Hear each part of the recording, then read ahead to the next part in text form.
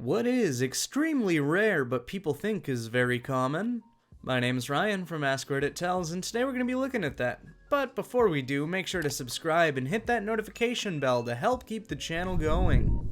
A woman's water breaking during pregnancy. It only happens outside of the hospital like 15% of the time, but in the movies it's always the dramatic telling of when a baby is coming. My wife's water broke just while she was getting ready for work one morning. Just as she was about to leave, she thought she had peed herself, but it kept trickling. She put on a pad and dry cloths and went to the hospital out of caution. 15 hours later, our son was born. The fit guy laughing at the fat newbie at the gym. When I was fat getting into shape, I got nothing but positive reinforcement from these guys to never give up and keep going. My fat friends were paranoid people and assumed people were laughing at them.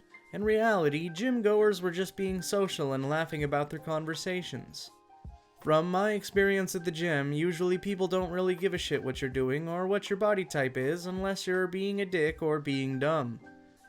I don't care if you're fat, thin, tall, short, just re-rack your weights and don't sit texting on a machine. You're done using and you're now tied with everyone else for my favorite person at the gym. Laughing at a fat person at a gym is like laughing at an injured person at a hospital. If the BBC has taught me anything, it would be murders in small British villages. My mom watched a show about two gardeners, Rosemary and Thyme, who traveled about gardening and going to flower shops, and there was always a murder they solved. And they'd always know more than the police. Bitch, if two gardeners keep showing up around murders, they're the prime suspects.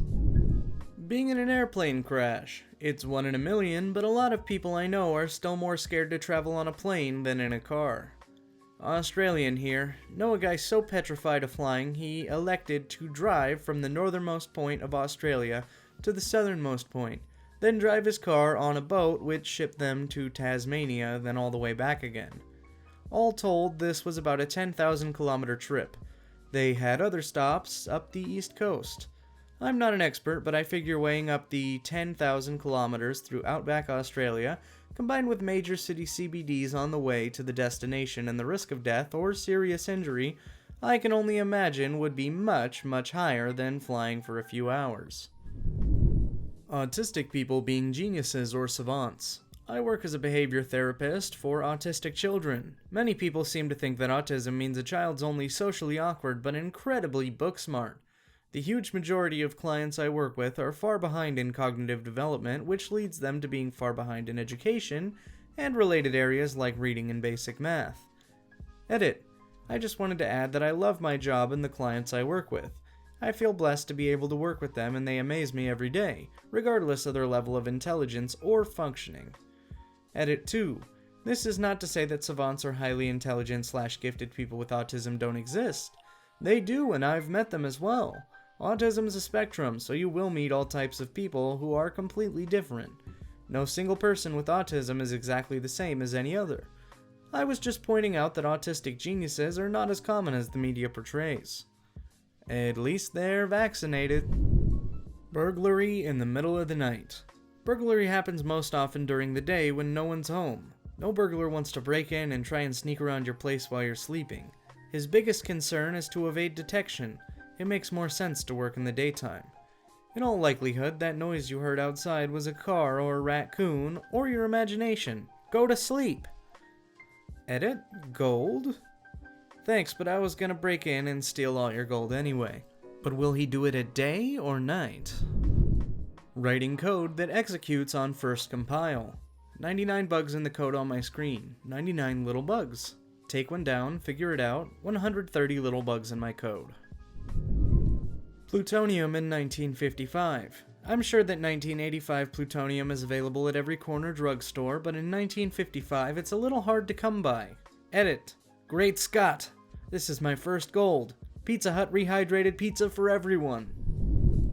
OCD. Half the population act like they have it, but only a small percent really do. Humans just generally like symmetry and tidiness, which doesn't even relate to actual OCD much, but people are ignorant and naive. Edit. This blew up for understandable reason. Glad we all could vent. RIP inbox. Replying as much as I can. I have a minor case to where I would tap on things 4 times and took meds that helped with ADHD, but it would strengthen my OCD to where I'd get paranoid in an odd repetitive way, constantly checking things. Last edit. To the first edit bullet point, the ADHD medicine also made me have pretty much zero appetite, meaning I'd be so tired I rarely ate, thus messing up my metabolism. As soon as I stopped taking my medicine, I ended up gaining a lot of weight because I could finally eat properly for the first time in years. I'm currently dedicating this year to lose weight and focus on my passion in spite of my stupid disorders. Astronomer here. Total solar eclipses. Hear me out. Obviously, we know that they're not common at any given point on Earth, but you'll have about one a year somewhere on the planet, so it's not unreasonable to see one if you plan a little. But with that context, it turns out our moon is the only moon we know of that is the exact same size as the sun in our skies. Mars moons, for example, are captured asteroids too puny to cover the sun's disk, and the further out you go, the planet's moons are so big, it more than covers the tiny size of the disk. So, with that, 100% of your total solar eclipses, where you actually get the sun obscured, and see the corona and all that jazz, happens on Earth.